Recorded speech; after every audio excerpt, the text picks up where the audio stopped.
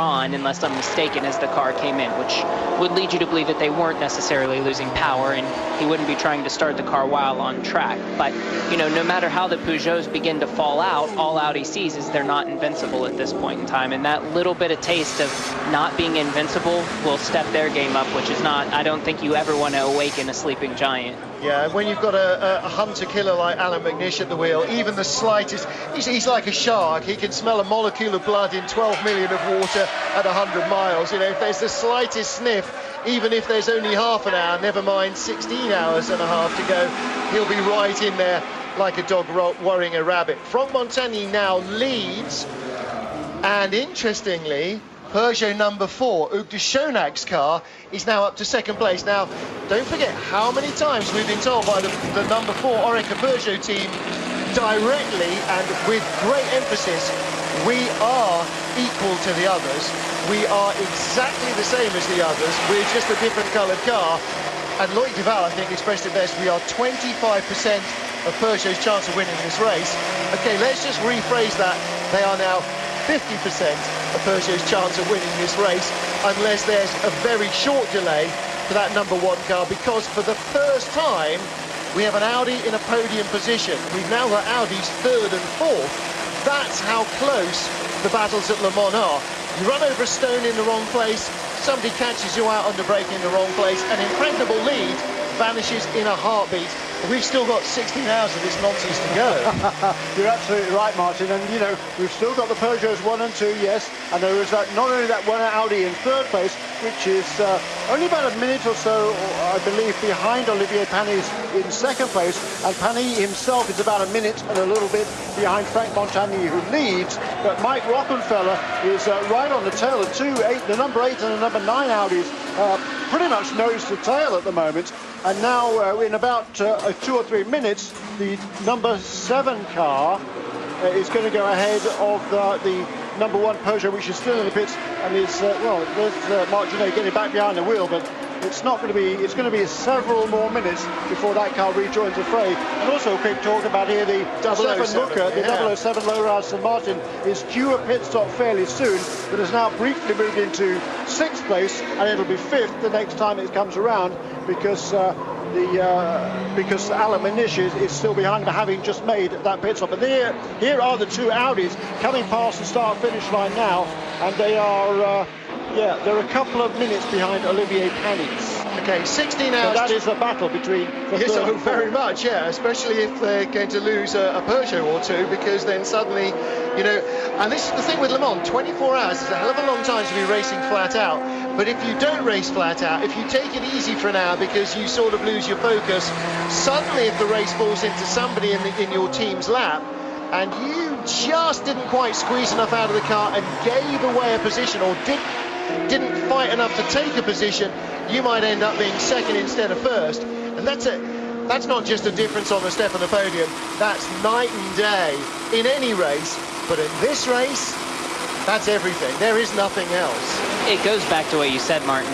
The competition level now is so high that you can absolutely not give anything up at any point in time. Whether it's pit entry, pit exit, you have to be on par. And that is one of the hardest factors, you know. The human element here is so high, but the element of chance is even higher, and that means whatever you've got, if there's anything left on the table, you're not going to win this race. We'll be back in just a moment. Stay with us.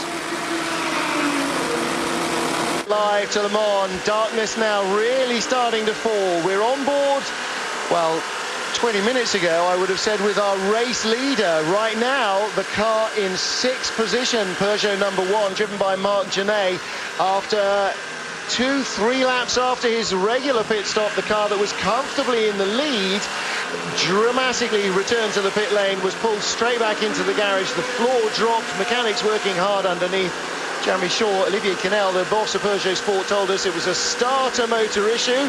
Whether that translated well from the French to his English, I'm not sure, but it was some kind of electrical issue they needed to solve so they didn't run out of lights and power. Yeah, I think the alternator there or something that they changed on that car. There's a 13-minute pit stop for those Peugeot guys. I mean, there's a whole swarm of them in the garage there. they clearly knew what they were doing there. So you know, there was a kind of it wasn't a planned change, but they knew exactly how. They've obviously rehearsed at some stage how to change everything. As we've seen, Racing's Lola Coupe rejoining as well after pits for a little while lately. Well, it's had umpteen problems. In fact, that was not a bad stop for them. It's had regular stops for about the last couple of hours. But it was a 13-minute pit stop, I reckon. It's cost them just over 3 laps, the car number 1. So they're now back in 7th place, as you said, and they will probably move up to 6th when Stefan Rucker brings the 007 Aston Martin into the pit lane fairly soon. In fact, that was exactly 13 minutes and 41 seconds. They'd spent 10:10 in the pits before. I did notice that and thought that might be a useful fact. So there you go. GT2 lead has just changed hands again. Oliver Gavin at some stage there obviously out braking Jamie Malo. So the Corvette now has the lead over the Ferrari. We didn't see it. And Jan Magnussen in 3rd place as down pit road comes the second, the AF Corsa car. No.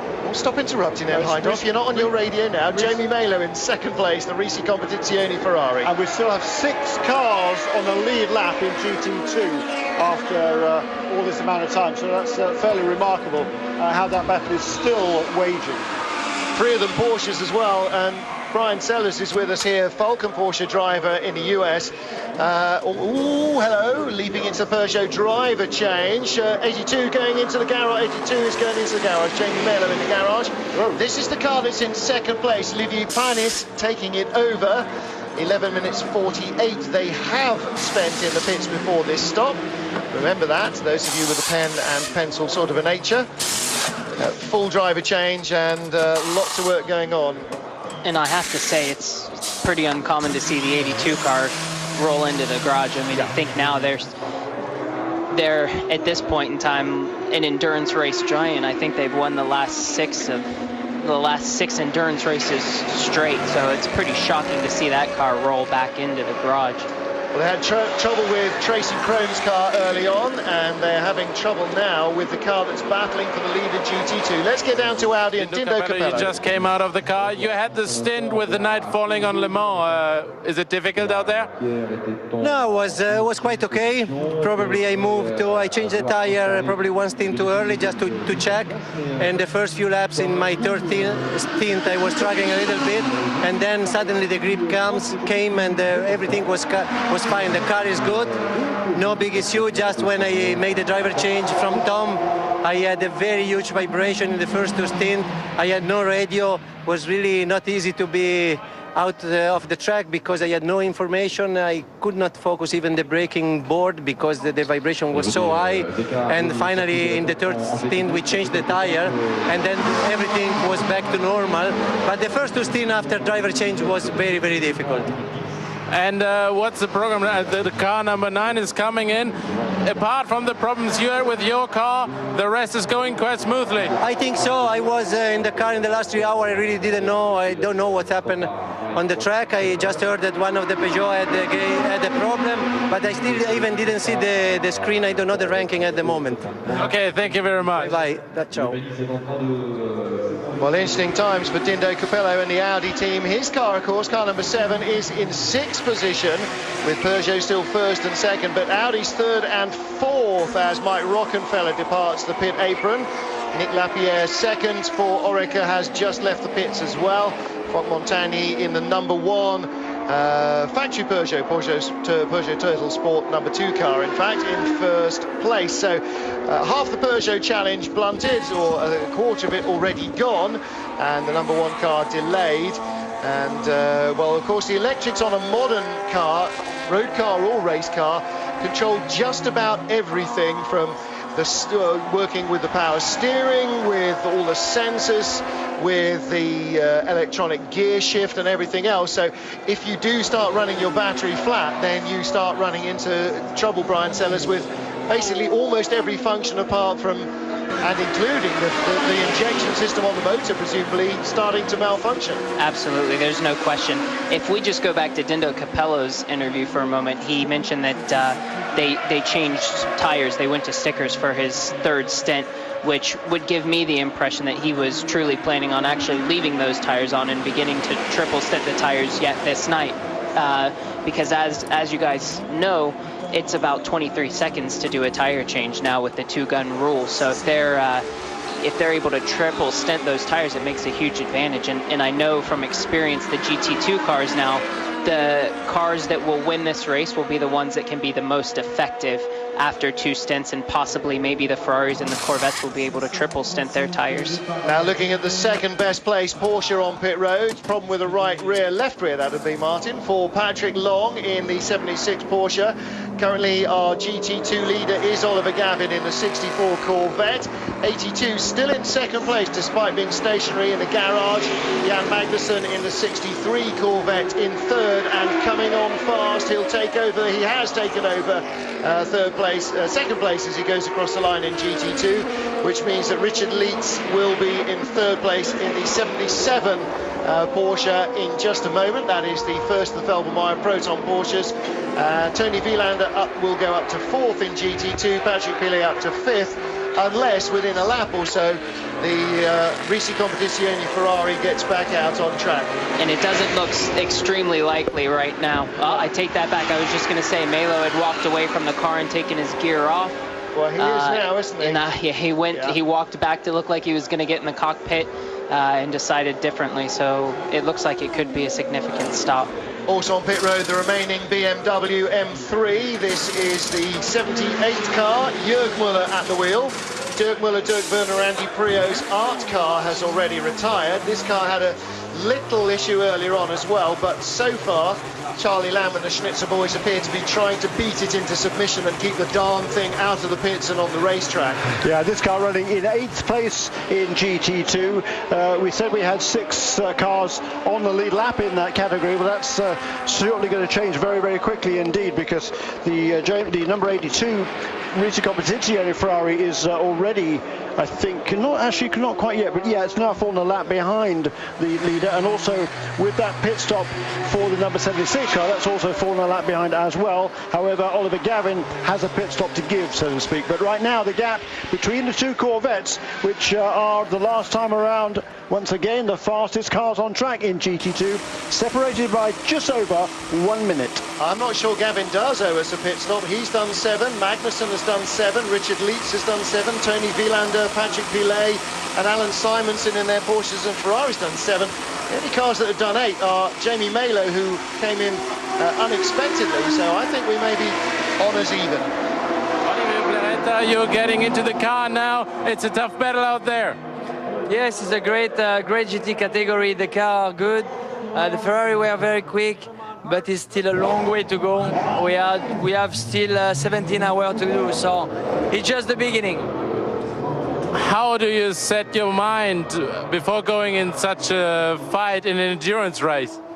Well, you know, you have experience through the years, and it's my 15th Le Mans, so every year it's new, but you always have the backup experience, so you try to do your best. I have a very good Corvette, a very good teammate, and hopefully it's not going to rain, or if it's rainy, I hope it stays rainy, and we'll see. But still, like I said, it's still a long way to go. In between the Corvette and the Ferrari, where are the big differences? Where do you have an advantage? Well, it's very difficult to say it, because when you look lap time, it was 1/10, 2/10 on the 4-minute lap, so it's super close. Okay, thank you. Thank you. It is super close.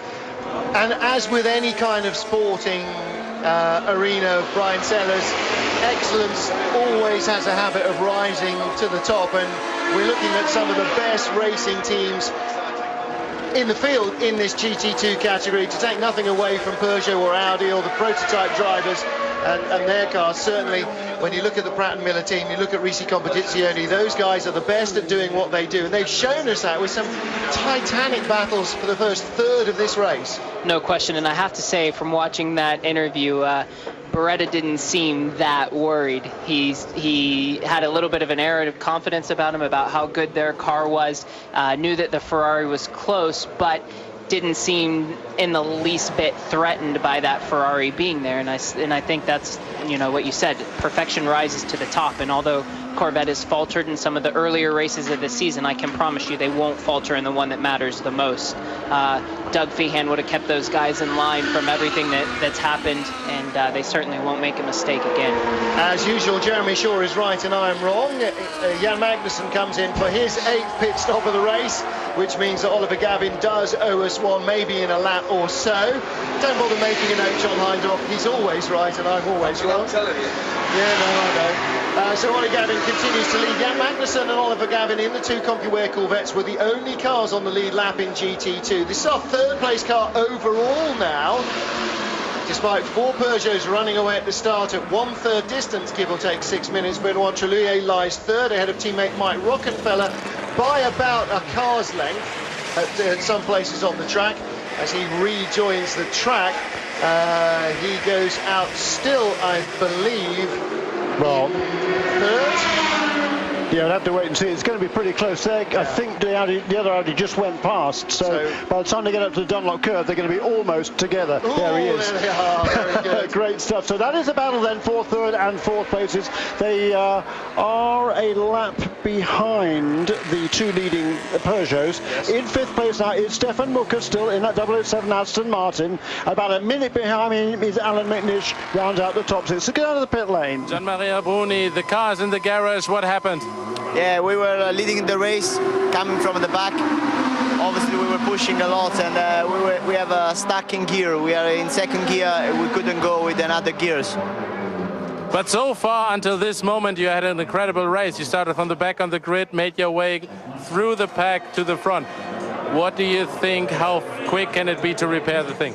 I don't know, really. I hope just to get back and finish the race, because the boys came here from America and they enjoy this race. They won this race 2 times in a row, and I hope for them to go to the end of the race. Okay, thank you very much. Thank you. Well, that's got to be a pretty dismal way to end what was an exciting battle with the car jammed in 2nd gear. Jeremy, there's not too many places where 2nd gear is a great gear, but at Le Mans on the Mulsanne, nah. That's not, I'll just go around and see if it clears itself territory, is it, Brian? You can pull on the lever as many times as you want at that point in time, and that's so unfortunate. I mean, you hate to see it, and it's such a fluke that of all cars it would happen to, it would be Ferrari. Yeah, absolutely, and the fast Ferrari as well, the fastest Ferrari, which doesn't mean that Ferrari don't have a chance of fitting on the podium or finishing on the podium, but with 1/3 of the race gone, Corvette in GT2 kind of looks like Corvette in GT1, right on the top of the pile.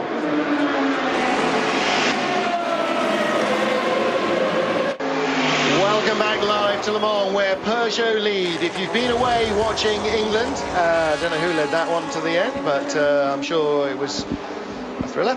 Frank Montani leads for Peugeot from Nicolas Lapierre. However, that's not quite the whole story, because early on this evening it was Peugeot 1, 2, 3, 4, and the reigning champions, Alexander Wurz and Marc Genet, with new teammate Alistair Davidson, looked like they were running away with it, but they have had a problem.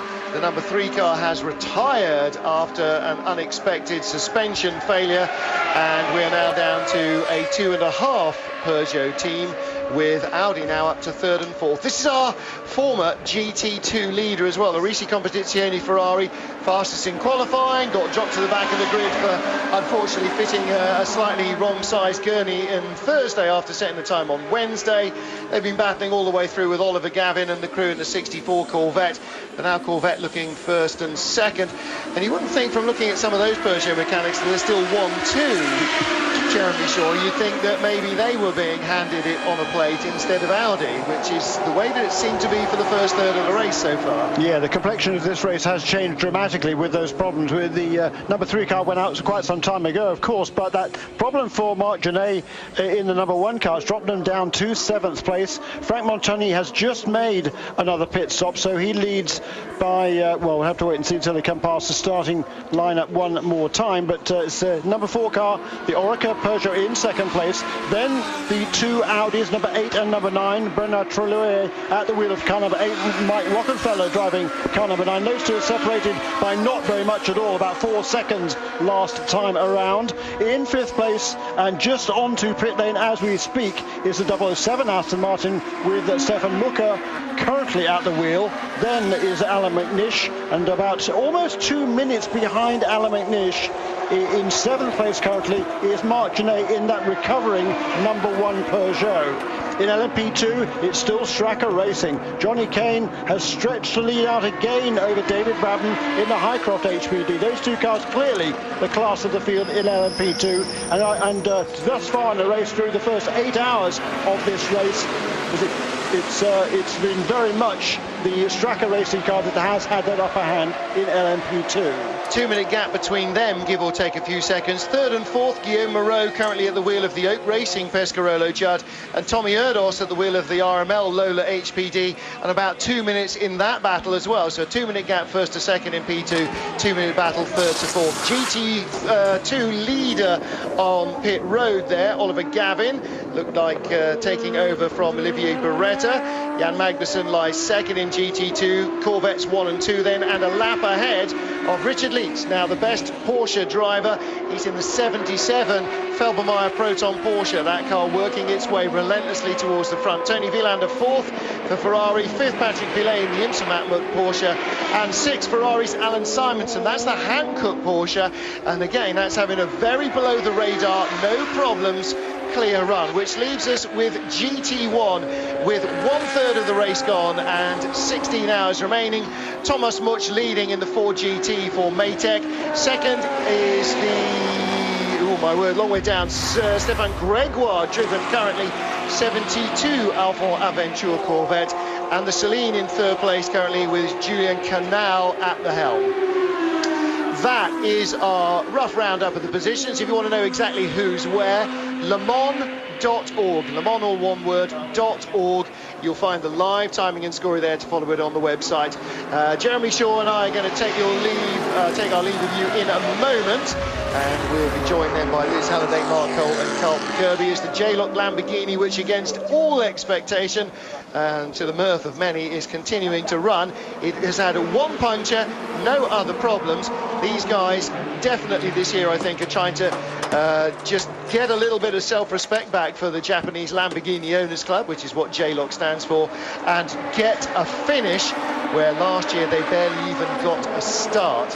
And the way they've gone now, keeping out of trouble, wouldn't surprise me if they actually end up being around at the end of the race. We were going to have a quick commercial break, but it seems we're not. So the next voice you hear will be Mark Cole.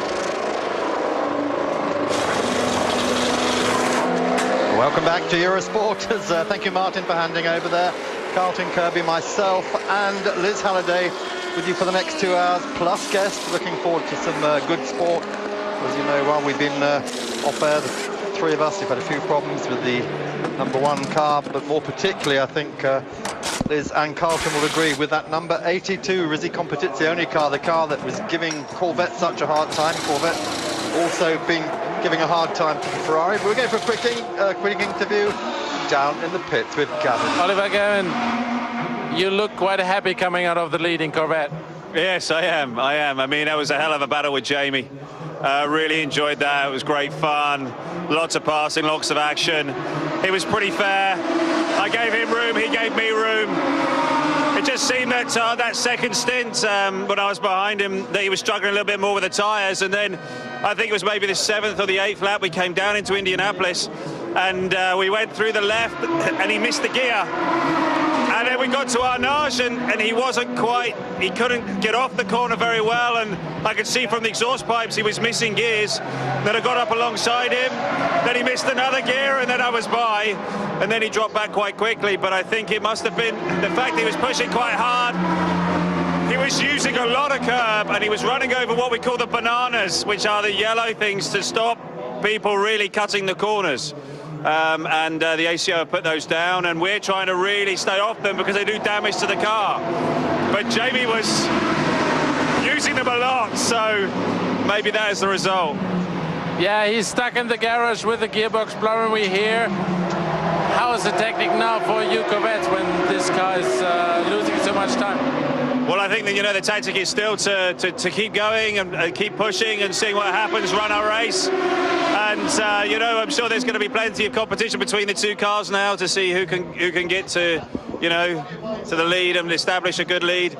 But, you know, again, it will come down to something that happens, you know, whether it's a bad pit stop or whether it's a bit of contact with another car or a mistake or, you know, it's still such a long way to go. But, you know, in fact, I really enjoyed that last 2 hours battling with Jamie. It was great fun. When are you back in the car? I think I'm back in the car in about 4 hours. So, yeah, we'll see. I don't know for sure, but that's what I think the plan is. Okay, good night then. Thank you.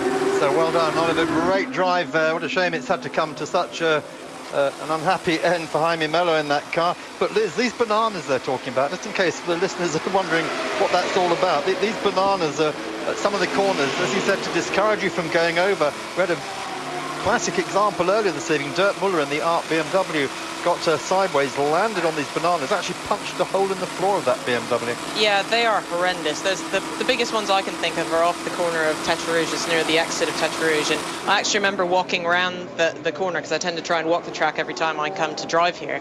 And I walked out on them when they'd first built the new corner and thought, my God. And the person I was walking with said, if you get on these, you're in major trouble. They are huge. They will do damage to your car. So certainly not the place to be. But Jamie Mello is someone who would be pushing no matter what, especially if he had a Corvette to take the race to. But a bit silly, in my opinion, if he's driving over the top of them, because we really can't be doing that.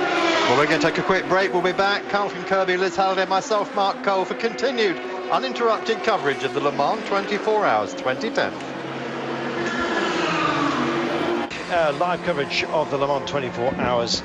Yes, when we left you a couple of hours ago, I'm talking about this section of the team. There was a rare old battle going on in GT2, and now all of a sudden there's a rare old battle going on at the top of the board. Fantastic. Unless, of course, you happen to be a driver of one of the leading Peugeot lights out there. Unfortunately for them, their luck has changed big time. It's all going rather pear-shaped for the time being. It's hard to say that when you see that two of their vehicles are actually still at the top of the board, but it's an attrition rate that's taken a huge toll on them. 50% down, and not even 50% of the racing done just yet. We've got 15 hours, 51 minutes and 25 seconds as we stop that clock just there. Of course, we don't stop it, it just rolls on. Now then, time to get back and into action. Another swift changeover for the 97 car, one of those that thankfully still very much involved here. The Porsche vehicle as well from the BMS Scuderia. I always have to look twice when I see them in a Porsche these days. With all the red and the name and indeed their history, it kind of just makes you stall, Mark. Yeah, it catches all of us out. You're not alone there, Carlton. So there they are. Remember Timo Scheider on board this car, the DTM champion amongst others. So great chance for him to race at Le Mans. Just looking further down as well, LMP2 has been another sea change. You remember while the last hour, Nick Leventis put the Stracker car off into the gravel on his first lap out of the pits under the safety car. Took them a while to get him out, got the car back. They lost the lead to the Brabs car, the Highcroft car, but Johnny Kane has taken that back.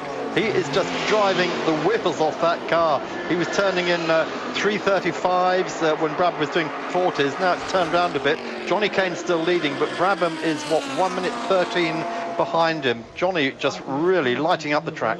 Yeah, and Brabham's actually just done 3 seconds a lap quicker than Johnny in that last one. So he's certainly going to be on the hunt to retake that lead. But you notice the LMP2s are all in a group now. They run from 13th uninterrupted through to 17th. Really, and Tommy Erdos, he's back there in the top four now after their problems earlier with the RML car. So that's coming back to them too.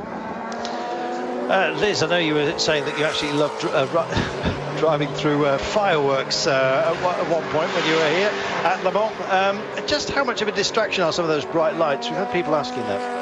Yeah, no, you definitely do notice them, especially when you first go into the night. You sort of think, wow, that's pretty cool. And certainly the Ferris wheel for me is a really big part of Le Mans. They tend to usually have it there on your way down to the Ford chicane, and it's a special part of Le Mans. But I think once you settle into the night driving here, that's it. It's just a feature, and it's the circuit that you're worried about. That's the important thing. Just seeing some of the Audi guys sleeping here. These settling into the night time, as you can see. They'll find out in a moment that they're actually on the TV and then nudge each other awake. Mark? Yeah, we've got a question here on the forum from Tarek from Tunisia.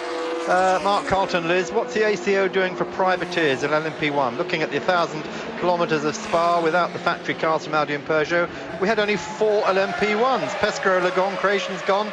Are the turbos killing the competition? Liz? Well, I think it would be great if they could separate the diesel and the petrol classes, which we talked about. I think that would bring back a lot of the privateers, and certainly some of the new rules for next year might help. I know they'll be slowing down a lot of the cars, and they're putting some restrictions on the LMP1 class and making a few rules for grandfathering some of the older cars and that sort of thing. So I certainly think they're looking at it. I know it's something that's being discussed, but I don't know the actual result of that yet. Why don't you explain the grandfathering rules? Because it sounds rather quaint. Sounds like slippers in a pipe. I'm not even sure how well I can explain it, but it's basically just allowing some of the older cars to remain legal and giving them some slightly different regulations to the others. Just a few tweaks here and there to allow the older cars to still run with the newer cars without making it impossible for them to be competitive. While we're just talking about grandfathers, can I say hi to my granddaughter? Hi, Roxy. I know she'll be watching. She's 18 months old. She's waving. That was Tommy Erdos making that stop. He stayed on board that car. I didn't see a wheel change on the RML Lola Coupe. Remember that car has the same engine as the 2 front running cars in the category. That impressive Honda performance development. Mark, when you look at the demeanour at Peugeot, it's look at it. It's absolutely like a thunderclap has gone off. And it's Audi that actually look the more relaxed. They're going to kind of let this race come to them, it seems. And that's exactly what's happening right now. Top 5 has got 3 Audis in it. Don't forget that. Rockenfeller in the 9 car, followed by Trullier and Alan McNish, who is out there as well. The lead 4 cars, I think, are on the same lap here once the timing screens come all the way through. Alan McNish is a couple of laps further behind, unfortunately, in that 7 car. That's the car that had its troubles out there, got into the ARC car. That caused a big delay for them. They are back after having the rear end changed. Didn't lose too much ground, but well, boy oh boy, a couple of laps is it's not what Alan McNish is all about, but he is pedaling quickly out there. 3:28, but not as fast as Frank Montagny, who's just done a 3:24. Yeah, Carlton, I think answering your question about Peugeot, fast but fragile is what comes to mind, whereas Audi, steady but solid, and that may be the key to this race this year. Well, Liz, you've just pointed out the pace that is being set here by Marc Genet. He's really going fast here. We're going to have to take our leave from Eurosport 2, incidentally. We'll be flipping over to Eurosport International. British, I'm assuming will stay put, but if not, please go fishing amongst the Eurosport family of channels and you will find us. So, Peugeot on the fight back here, and significantly on the same lap as Stefan Mucker in the Lola Aston Martin 007. That's going to be a fantastic battle before you know it. They're both on 129. Alan McNish is 2 laps indeed behind Frank Montagny, which we've already told you. But Peugeot 1 and 2, Audi 3, 4 and 5, chased down by the Lola Aston Martins. And Marc Genet on a charge back with a number 1 car after its issues. We'll see you on another channel in a moment.